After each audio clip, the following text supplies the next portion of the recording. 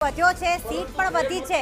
પવનભાઈ આગળ વધીશું। 293 બેઠકોના તમામ રુઝાન સામે આવી ચૂક્યા છે। એમાં ભારતીય જનતા પાર્ટી 190 બેઠકો પર આગળ વધતી દેખાઈ રહી છે। તૃણમૂલ કોંગ્રેસ 99 બેઠકો પર સમેટાઈ ગઈ છે અને કોંગ્રેસે તો ખાતું પણ નથી ખોલ્યું। કોંગ્રેસ અહીંયા ચૂંટણી લડી રહી હતી, તૃણમૂલ કોંગ્રેસે પણ સપોર્ટ કરી રહી હતી, પણ સપોર્ટ કર્યા છતાં પણ તૃણમૂલ કોંગ્રેસ જીતી નથી શકી અને ભારતીય જનતા પાર્ટી જે સવારથી જ આપણે નુપુર જોયું હતું કે દિલ્હીના કાર્યાલય પર તો જલેબી બનવાની શરૂઆત થઈ ચૂકી હતી। જે કોન્ફિડન્ટ હતો કેન્દ્રીય ગૃહમંત્રી અમિત શાહનું આપણે જનસભાના સંબોધનનો જે એક નિવેદન પણ સાંભળ્યું કે 1 વાગ્યા સુધી તો આખું પિક્ચર ક્લિયર થઈ જશે, દીદીને ટાટા બાય બાય કહેવું પડશે। અને અત્યારે પશ્ચિમ બંગાળમાં એ સ્થિતિ છે, તૃણમૂલ કોંગ્રેસમાં જે તંબુ ગાળવામાં આવ્યા હતા એ તંબુ ઉખડતા દેખાઈ રહ્યા છે અને આ બાજુ ભાજપના કાર્યાલય પર જલેબી બનતી દેખાઈ રહી છે, એટલે કે ઝાલમુડી વેચાઈ બી રહી છે। રીનાબેન અત્યારે અમારી સાથે જોડાયા છે। જે પ્રમાણે પશ્ચિમ બંગાળનું જે પરિણામ સામે આવ્યું હતું, જાણે ભારતીય જનતા પાર્ટીને એક આત્મવિશ્વાસ હતો કે આ રાજ્ય તો આ વખતે અમારું જ છે અને એટલા જ માટે અમિત શાહનું નિવેદન હોય, ભાજપ કાર્યાલયમાં બનતી જલેબી હોય, SIRનો મુદ્દો હતો, મુસ્લિમ વોટર્સનો મુદ્દો હતો, ઘણા બધા મુદ્દા અને એન્ટી ઇન્કમ્બન્સી પણ કહી શકાય, કારણ કે 15 વર્ષથી આ શાસન, આપ કયા કારણો માનો છો આ પરિણામને લઈને? જી બિલકુલ સાચી વાત છે। સૌથી પહેલા તો જુઓ, આમાં એવું છે કે ભાજપ માટે RSS એની ભગીની સંસ્થા અને બીજું કે શ્યામા પ્રસાદ મુખર્જી પણ ત્યાંથી આવતા હતા, વંદે માતરમ પણ ત્યાંથી રચાયું હતું। આપણે ભારતભરના જે બૌદ્ધિકો કહી શકાય કે જેનું આઝાદીમાં પણ યોગદાન હતું, ભાજપના પણ કહી શકાય કે સ્તંભ જેવા, એ લોકો ત્યાંથી આવતા, તેમાં શ્યામા પ્રસાદ મુખર્જી ખાસ। ત્યારે તમે જો કે ભાજપનું વર્ષોથી સપનું હતું કે પશ્ચિમ બંગાળમાં એમની સરકાર હોવી જોઈએ અને તમે જો કેટલા વર્ષોથી આમ તો મહેનત કરતા આવ્યા હતા, પરંતુ આ વખતે જે મતદાન થયું એ મતદાન એક સ્પષ્ટ સંદેશો આપતો હતો કે ભાઈ કંઈક પબ્લિક સાયલેન્ટ વોટર્સ દ્વારા નક્કી હતું કે કંઈક એક તરફેણ નક્કી છે। જ્યારે પબ્લિક વધારે પ્રમાણમાં ઉમટે ત્યારે કંઈક નક્કી પરિણામ નિર્દેશ કરતા હોય છે કે ભાઈ કંઈક પરિણામ ચેન્જ છે। આમ તો જો કે 2011માં પણ તમે જુઓ તો 85% જેટલું મતદાન થયું હતું, 82-85%, પરંતુ આ વખતે તમે જો કે રેકોર્ડ બ્રેક થયું છે ઓલ ઓવર ભારતમાં। પણ એ SIR ની અસર SIRમાં જે ચોક્કસ 100 માંથી કદાચ 20 જતા રહે તો પછી એ પ્રમાણે જો તમે બાકીના મતદાન ગણો તો ઓલમોસ્ટ આમ જુઓ તો ટેકનિકલી એટલું બધું વધારે કદાચ મતદાન નથી, પણ એની પરિણામ પર અસર મોટી દેખાય।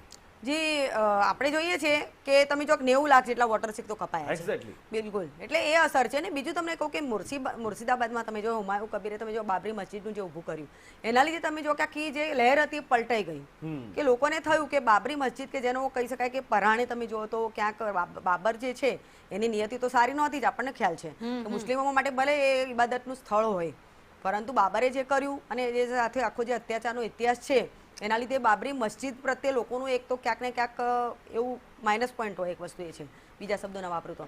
અને બીજી વસ્તુ છે કે મુસ્લિમોમાં તમે જો કે હુમાયુ કબીરને લઈને એને નવી પાર્ટી બનાવી અને રેઝિનથી પોતે લડ્યા છે, એટલે તમે જો કે સીધી 60-70 બેઠકો પર એની અસર આવી હતી। એટલે એનો તમે જો કે મમતાને એ મતોમાં પણ તમે જો ડિવિઝન થયું મમતાના મતોનું, એટલે એના લીધે પણ ક્યાંક ને ક્યાંક આ અસર વર્તાઈ છે। અને સૌથી મોટી વાત તો છે કે અમિત શાહ અને મોદીજી ત્યાં તમે જો કે મોસ્ટલી હાજર રહ્યા છે। આમ તો મોદીજીની એક પેટર્ન એવી રહી છે કે કોઈ પણ રાજ્યમાં જ્યારે ચૂંટણી સભાઓ સંબોધવા જાય ત્યારે સાંજે પરત દિલ્હી આવી જતા હોય છે, પરંતુ એવું નથી કર્યું, અહીંયા એ રહ્યા છે। અમિત શાહે પણ ઘણી બધી બેઠકો, બીજી વસ્તુ બી દેખાય છે ને કે સીધો પ્રહાર, ગઈ વખતે જે 9 મઈ દીદી ગઈ, આ તે એ જે શબ્દો દીદી ઓ દીદી 2021ના એ શબ્દો હજી કાનમાં સંભળાય છે, પણ આ વખતે એ સીધો પ્રહાર નથી કર્યો, કારણ કે એક પેટર્ન એવી રહી છે ને કે જ્યારે પણ નરેન્દ્ર મોદીના નામ ઉપર કોઈ પાર્ટી પ્રહાર કરે છે તો એને પોતે નુકસાન ભોગવવાનો વારો આવ્યો છે। બંગાળમાં મમતા એવું જ એક પાત્ર છે, એવું જ એક વ્યક્તિત્વ છે અને એ બંગાળમાં સમજવામાં ભલે 5 વર્ષ લાગ્યા પણ એનો ફાયદો મળ્યો ભાજપને। જી બિલકુલ વાત છે, કેમ કે આ વખતે એવું નક્કી થયું હતું અને સાંભળ્યું પણ હતું કે પર્સનલી હુમલા એટેક નહીં કરવા અને વિકાસની વાતો કરવી અને વિકાસની જીત થયો એવું પણ આપણે જોઈ રહ્યા છીએ। કેમ કે બંગાળમાં જે હતું સરમુખત્યાર શાહી જેવું વાતાવરણ હતું, એક તો કે દીદી એટલે બંગાળ, આપણી દીદી બંગાળમાં, જેમ આપણે એવું વિચારીએ છીએ કે ગુજરાતમાંથી જે નરેન્દ્ર મોદીજીનું હોમ કહી શકાય કે હોમ છે, હોમટાઉન, એટલે એ જ પ્રમાણે તમે જુઓ કે પશ્ચિમ બંગાળ એટલે દીદી, ત્યાંની અસ્મિતા સાથે એને જોડવામાં આવે છે અને ત્યાં જો તમે રહેણ સહેણ ખાણીપીણી બધું આપણાથી ટોટલી અલગ છે। એટલે બંગાળમાં તમે જો કે માછલી લઈને ફરતા ઉમેદવારો પણ જોવા મળ્યા, એ વિશે પણ પ્રચાર કરવામાં આવે કે ભાઈ આપણને નહીં ખાવા દેવામાં આવે મીઠ, એટલે આ પ્રકારનો પ્રચાર પણ થયો છે. ઝાલમુરીની તમે જો કે મોદીજી તમે જો કે કોઈ પણ એરિયામાં જાય ત્યારે આ પ્રકારનો એક પ્રયોગ એટલે કરતા હોય માસે છે. ભાતે બાંગ્લા એ એક બહુ આ વખતે રીનાબેન, મુદ્દો બીજી એક જાગ્યો ન્યૂ હતો. Yes. વોટર્સની પણ વાત કરીએ. જે વોટિંગ શેર વધ્યો છે અને જે મતદાનની ટકાવારી વધી છે, પ્રાદેશિક પક્ષોને ક્યાં ન્યૂ વોટર્સ જે છે, કારણ કે યોજનાઓ સીધી રીતે પહોંચતી નથી અને પશ્ચિમ બંગાળમાં આપણે જોયું છે અમુક યોજનાઓ તો પહોંચતી પણ નથી, એનો હિસાબ માંગવાની પણ વાત કરવામાં આવી છે. ન્યૂ વોટર્સ રાષ્ટ્રીય પાર્ટીને વધુ પસંદ કરી રહ્યા છે, આ પરિણામ પરથી બતાવી રહ્યું છે. મને લાગે છે, સાચું કહું તો, કે આવનારા સમયમાં જે પ્રમાણે ભાજપ જે ગતિથી આગળ વધી રહ્યું છે, એટલે ભારત એટલે ભાજપ કદાચ એવી ક્યાંક વ્યાખ્યા થઈ શકે એવી સ્થિતિ મને લાગી રહી એ તો છે. આવનારો સમય બતાવશે. પણ રીનાબેન, એક વસ્તુ છે કે ગઈ વખતે આમ તો ભારતીય જનતા પાર્ટી હંમેશા એક ગ્રાઉન્ડ લેવલ પર કામ કરતી હોય છે.